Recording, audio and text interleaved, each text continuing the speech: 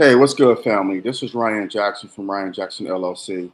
Hope you guys are having a blessed and wonderful day. It's a beautiful day outside, despite it being hot as I don't know what. It's hot out here in the San Francisco Bay Area. I think it's in the 90s. It's pretty warm out there. Just got finished walking my dog. It was a brief walk, but it was hot out there.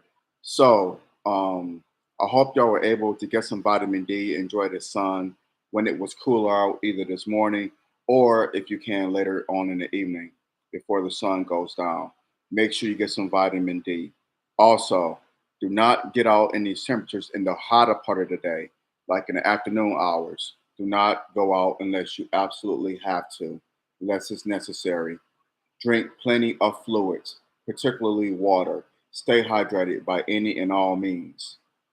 And the likelihood that you're not having a blessed day, or you having one of those days, as well have blessed days, but you just have one of those days, always remember this. Tough times don't last, tough people do. Keep your hope, trust, and faith in Allah, and He will see you through. I could definitely bear witness to that. I did this video not so long ago, but for some reason it didn't upload on my in my feed. I don't know what's going on. Um, I don't know if some of y'all were able to view it, but I wasn't able to view it on my end. So I deleted it, and here I go again. And I'm just gonna press on, and hopefully it works this time. Because last time something wasn't right, and it was tripping. In the event, um, last Friday, Bronny James, son of LeBron James, was drafted in the second round with the 55th pick to the LA Lakers. Um, you know, the Lakers, the NBA hasn't had a father and son duo, so this would be the first time this has happened in league history. We know Major League Baseball had it happen back in 1990 and 91 with Ken Griffey Sr. and Ken Griffey Jr., aka the Kid. They played, I think, 51 games together from 90 to 1991 with the Seattle Mariners, father and son duo. So now they're having it done in the NBA with Bronny James and LeBron James. Second round pick, no, second round, 55th pick to the LA Lakers. Now, here's what people are going to disagree with me. Some of you may disagree with me vehemently. And you know what? I welcome that. It's all good. We all entitled to our opinions. However, I hope you disagree with me with love, not with malice or anything of that nature. Let's agree to disagree without being disagreeable. And in our disagreements, let's use let's use logic and respect, not emotion and disrespect. So I hope we can be still be family, still be friends, even though we disagree with some of you may disagree with what I'm about to say. So here goes. I don't agree with the Lakers drafting Bronny. Um, the young man isn't good. He isn't that good. 4.8 points a game, 2.8 rebounds, 2 assists, and he's shooting 26.7% from 3-point range. 4.8, 5 points per game, 2.8 rebounds per game, 2 assists per game, and he's shooting 26.7% from 3-point range. Those are his numbers from USC last year. We know last year he had a break. He had to take a medical leave of absence because of a medical issue. I hope he's gotten better from that. He's healed, but the young man isn't that good. The young brother is not good at all. Not good enough to be drafted into the NBA, as far as I'm concerned. LeBron, this is all LeBron James, and it speaks of nepotism. It's nepotism times 10. It is. It's just nepotism. Let's just call it what it is. It's nepotism. There's no ifs, ands, or buts about it. And Adrian Wojnarowski last week, he said on what's that show with Stephen A. Smith? Not Get Up, but the other one. Can't think of the name of it. But he told Stephen A. Smith, he said, I don't want to hear nothing about nepotism. I don't hear nothing about nepotism. I don't hear nothing about it. It's all over the NBA. Yeah, That's not all the way correct, Adrian Wojnarowski, and you're not being honest. There is nepotism in NBA front offices, but not on the court of play. That has never happened on the court of play. Y'all just said y'all wanted a father and son duo in the NBA. They've been talking about that for the last few months when it was rumored that Bronny may come out after his first year. We want to be the first, father and son duo in NBA history. It is nepotism. Y'all said it without saying it. So let's be honest. Cut the BS. We know y'all have propaganda. We know that. But let's cut the BS. It's nepotism. And I think it's gonna hurt the Lakers in the end. And it's all to benefit LeBron James. Because let's be honest about this too. He picked JJ Redick to be coach of the Lakers. He did. That's his homie. They had a podcast together. Y'all don't see through this.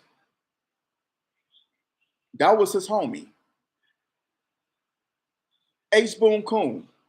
I want him to be the coach of the Lakers. Okay, LeBron, whatever you want, you'll get. Oh, and by the way, draft my son. Okay, LeBron. Well, he's not that good, but whatever you want. He controls the Lakers. LeBron James controls the Lakers. Whether people want to admit that or not, he does. That's keeping it 1,000. He does. And it's going to hurt Bronny James because the Lakers are nothing but DEI. They are it's DEI written all over the Lakers. We know DEI is diversity, equality, inclusion.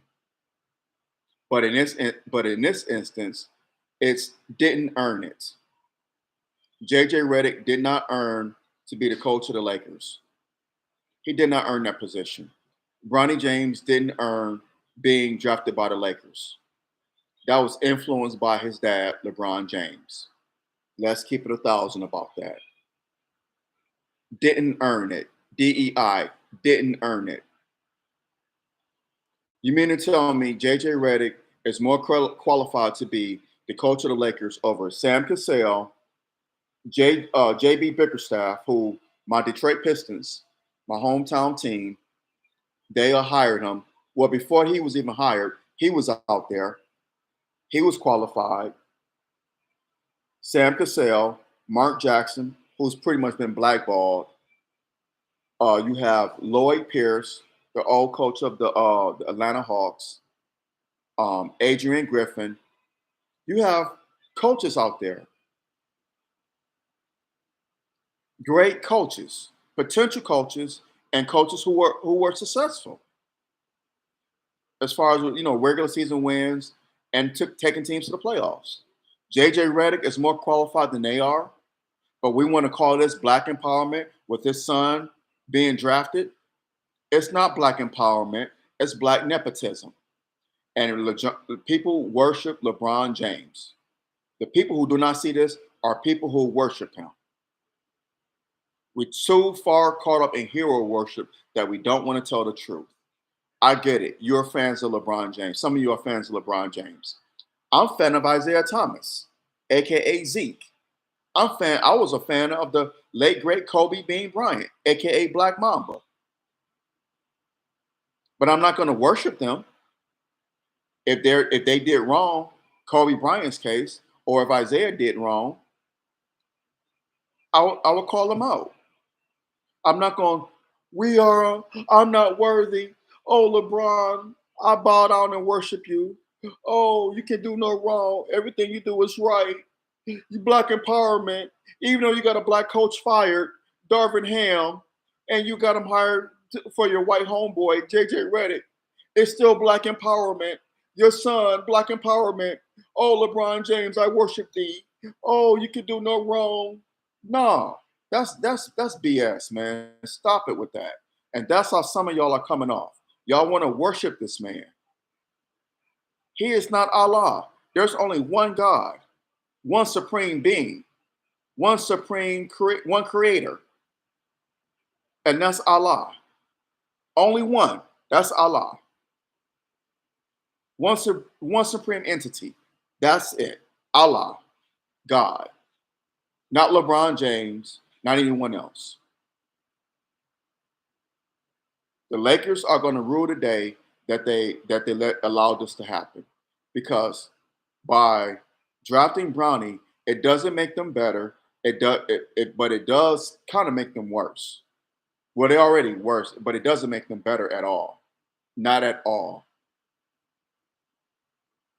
And then you got LeBron James having his buddy be the head coach. The Lakers are nothing but nepotism and DEI. But Jeannie Buss is allowing it, and I'm sure her daddy, Dr. Jerry Buss, is turning over in his grave right now, because he never, never, ever would have allowed this. This is a joke. It's a farce. And Laker fans that I know, diehard Laker fans, they hate this right now. They hate this. They cannot wait for LeBron James to retire. That's a fact. They cannot wait for him to retire. Laker fans that I know. Some of them don't even watch the Lakers. They're taking a break from them. DEI didn't earn it. He didn't earn it. JJ Redick or Bronny. The young man is not good, y'all. 4.8 points, less than 5 points per game. 2.8 rebounds, less than 3 rebounds. 2 assists. He can't shoot from outside the arc, 26.7%. Those were his stats last year. The leading scorer on USC averaged close to 17 points. He didn't even get drafted. But Bronny James did, and we know why. And people do not want to be honest. They want to hide behind these lies and just say that, oh, well, it's not nepotism. Nepotism goes, stop. Nepotism, it's not nepotism. I don't want to hear about nepotism. It is nepotism. It's straight up nepotism.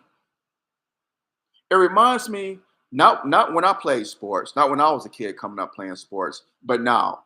And y'all see it. Those of y'all who have kids or who kids play sports, y'all seen this. The coach's kid may not be good, but the coach put him out there to play anyway over a kid that is good. How does that work out for the team? Coaches have done this. Their kid is not that good, but they start him over a kid that is good. This is kind of what this LeBron James Bronny situation reminds me of. It reminds me of that. He didn't earn it. It was given to him. Black empowerment would have been a kid that comes from the hood, from a low-income family being drafted, who's creating generational wealth for him and his family. Bronny James started creating generational wealth for him and his family. The young man was born rich. He was born rich. He never had to struggle. His family never had to struggle economic or financially. Never. So a privileged kid got another privilege, and that's Black empowerment. Let me repeat that again. A privileged kid got another privilege, but that's Black empowerment. Y'all Negroes kill me. Come on now. It's not. Let's just keep it 1,000. No, it's not. Hit that thumbs up button, smash that thumbs up button down, hit the subscribe button so you get notifications when I do videos on here. It is Black nepotism. And then I mentioned a few minutes ago, LeBron James got a Black head coach fired and got his white homie to be the coach. Is that Black empowerment? Since LeBron James is such the epitome of Black empowerment, is that Black empowerment? Getting a Black, and this is not the first Black head coach he got fired. Mike Brown. Y'all remember him?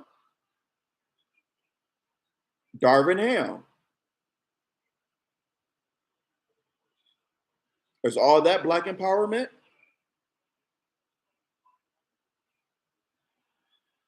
Come on now. Let's think about this thing now. Come on, y'all. And I got to say this too. ABC, ESPN's coverage of the NBA draft was horrible. It was horrible. Malika Andrews, Andrea, what's her name? She playing the WNBA. I can see her face. The other young lady, and Jay Billis. I like Jay Billis. Been a big Jay Billis fan. And then on ABC, you have Stephen A. Smith screaming and carrying on. And so now the NBA draft is 2 days. It used to be one day, just on Thursday. Used to be, I think, 5 or 6 hours on Thursday. Now it's over 2 days. The first round is one day. The second round is another day. They're trying to follow the same format as the NBA, as the NFL, and it's dumb. It's dumb. They should have kept it the way it was. One day.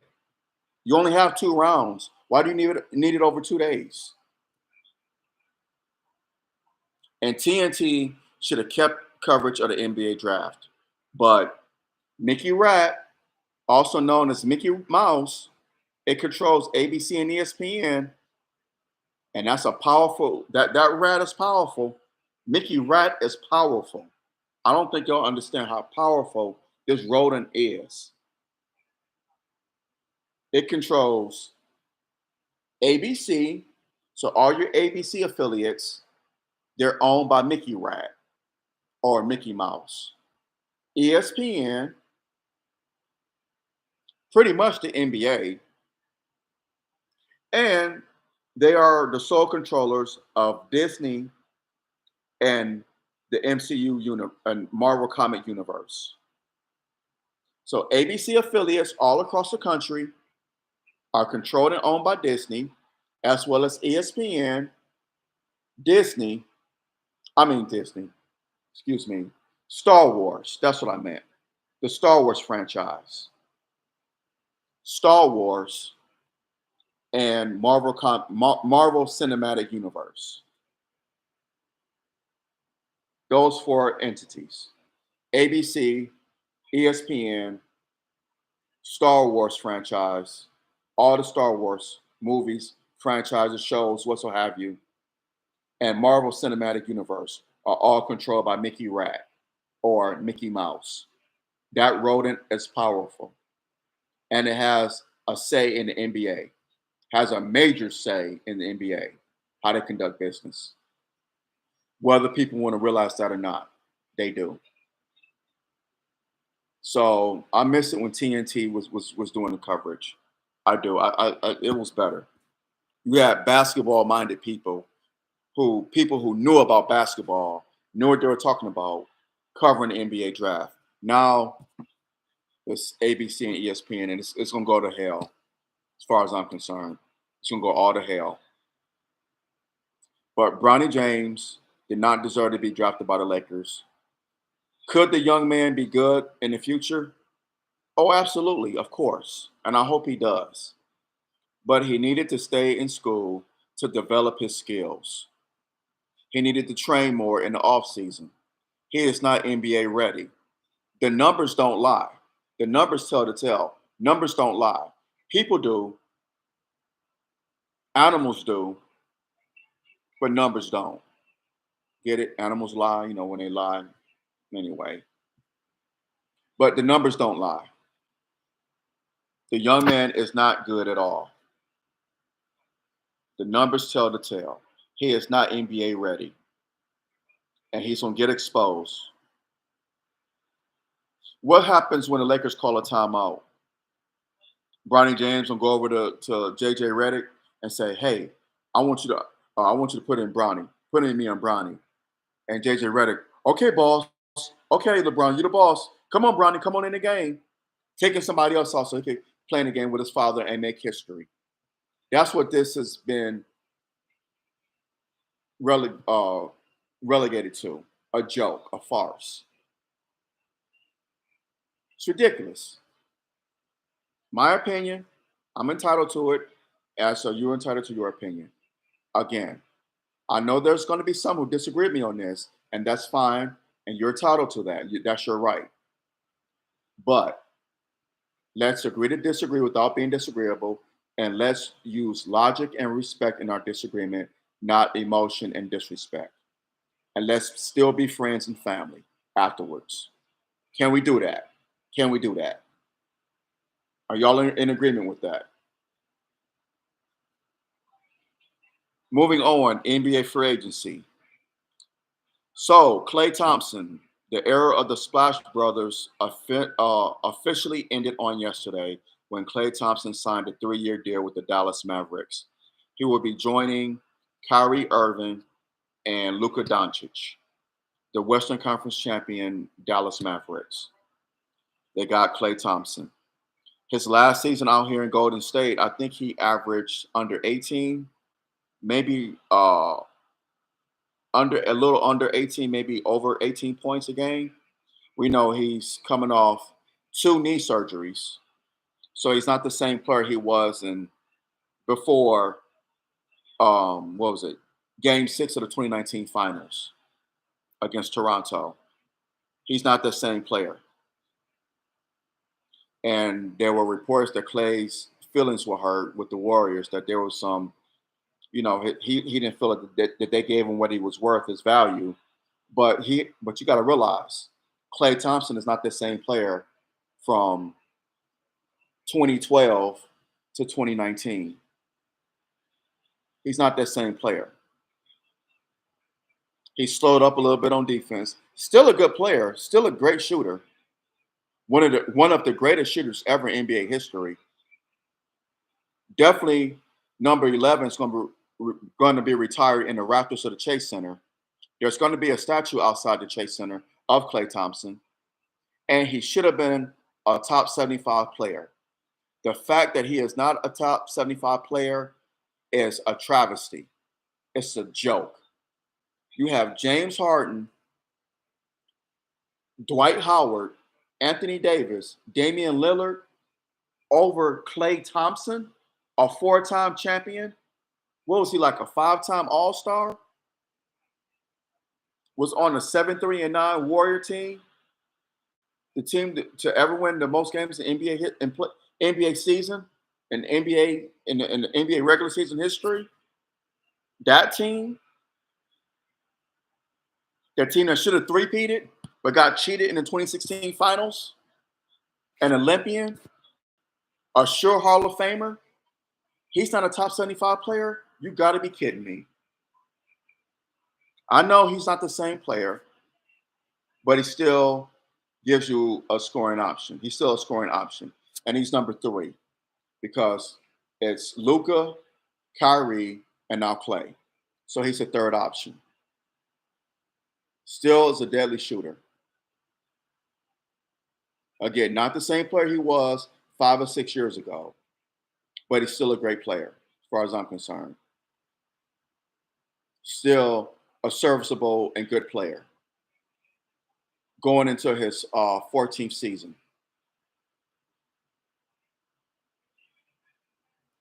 Still can give you about 18 points, 18 and a half. So the Warriors are going to miss him, and it's a business. It's a business, and I'm gonna miss Klay, but like again, it's a business. But definitely a first ballot Hall of Famer, and it's a joke that he's not in the top 75. It's a joke. Great guy. Again, not the same player, but and I guess that's why the Warriors saw that. That's why they didn't want to give him what he was asking for. But it's a business. At the end of the day, no hard feelings, nothing personal. It's business, nothing personal. In the famous words of Nino Brown, just business, nothing personal, never personal. And that's what the way the Warriors saw it. A lot of people don't agree with it, and that's fine and all, but you got to remember it's a business. Paul George signed with the 76ers on yesterday.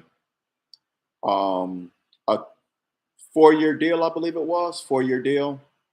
He's going to be joining Joel Embiid and Tyrese Maxey. So he's going to be the third, actually the third option, because Joel Embiid is the main option, scoring option, of course.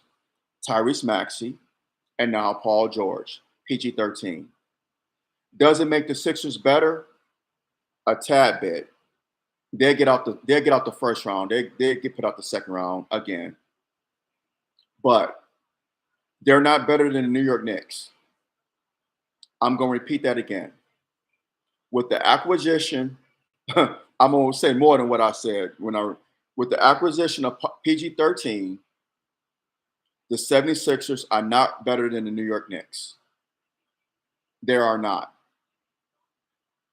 The Knicks have 6 scoring options, two of which are coming off their bench. That's right. Off the bench. Jalen Brunson, Julius Randle, Josh Hart, Dante DiVincenzo, OG Anunoby, Mikal Bridges. You have 6 scoring options. I think 3 is coming off the bench. The Sixers are not better than the Knicks, and they definitely are not better than the world champion Boston Celtics. Some people on ESPN and some friends of mine seem to think that they could challenge Boston in the Eastern Conference. They are sadly mistaken. Sadly mistaken. Paul George has played an average of 52 games over the last 5 seasons. Again, Paul George has played an average of 52 games over the last 5 seasons. Last season was his best season as far as him staying on the court because he missed only 8 games. That was good for him. He hasn't played that long of a season since Indiana, since he was with the Pacers. So that's good. That's good for him. But an injury-prone superstar next to another injury-prone superstar, and y'all really think they're going to challenge the New York Knicks and the Boston Celtics in the Eastern Conference? They're not going to even challenge them in their division, let alone the Eastern Conference.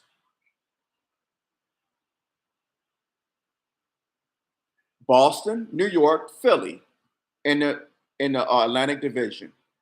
Now, as far as in the Eastern Conference, the Sixers are a top 4 team because I don't think they're better than Milwaukee when Milwaukee is healthy. I don't think they're better than Milwaukee. So maybe number 4 or number 14. They was that last year before Paul George. Or were they? No, they were I'm sorry. They were number 7 because Embiid got hurt and they slid down. So they were number 7. Okay, they were number 7. Stand corrected. They were number 7. But before Embiid got hurt, they were a top 14. They were a top 14. Now they're back to being a top 14. So, and they were number 17 when the season ended because they avoided the play-in. Were they number 7? I think so. Yeah, they avoided the play-in and lost to the Knicks in the first round. So they'll be a number 14 this year. Again, not better than the New York Knicks, not better, and definitely not better than the world champion Boston Celtics. Come on, y'all. Those of y'all who know basketball, who call yourselves knowing basketball, 6 scoring options on the Knicks as opposed to 3 on the Sixers. I'm not the most intelligent man in the world, but 6 is greater than 3, right? 6 is greater than 3. You have 6 scoring options as opposed to 3. And then y'all really expect an injury-prone superstar who played an average of 52 games over the last 5 years to challenge the Boston Celtics, who just won the NBA championship for supremacy in the Eastern Conference, and to be better than the New York Knicks, another division rival? Y'all are sadly mistaken. Y'all are sadly mistaken. And y'all don't know basketball like y'all think y'all do. But everyone's entitled to their opinion. But I think the Sixers are going to be a second round exit. Embiid will leave Philly, and Daryl Morey will be fired. And that's another thing. Y'all trust Daryl Morey, given his history, especially down there in Houston? Right, right. My Detroit Pistons hired JB Bickerstaff to be head coach. Great hire. Great hire by my Detroit Pistons. It's about damn time. I think he's going to do bigger and better things in Detroit. Maybe not this coming season, but in the future. Definitely going to be better than Monty Williams. He did not even want the damn job. He told him that twice, but he couldn't turn down the money. But JB Bickerstaff would be a great coach and would do great things in Detroit. You know, give him time. In the future, he will. The first thing they did, they drafted Holland, Ron Holland, drafted him. He was and went in the first round, number 5 pick. Again, for the third straight year, we got the number 5 pick. Jeez. 2 years ago was Jaden Ivey. Last year it was Arceer Thompson. This year it's Ron Holland. Don't tell me the NBA draft isn't fixed. The lottery balls, that is. Don't tell me that ain't fixed.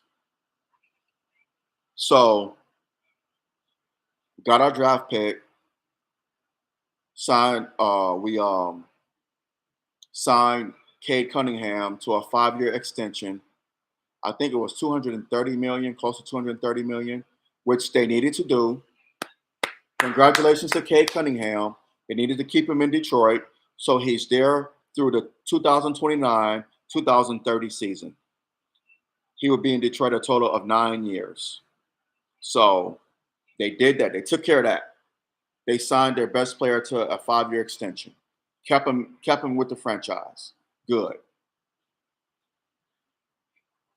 And then we hired JB Bickerstaff, but we picked up Tobias Harris from the Sixers, which I don't necessarily agree with that move, but maybe for veteran leadership, I suppose.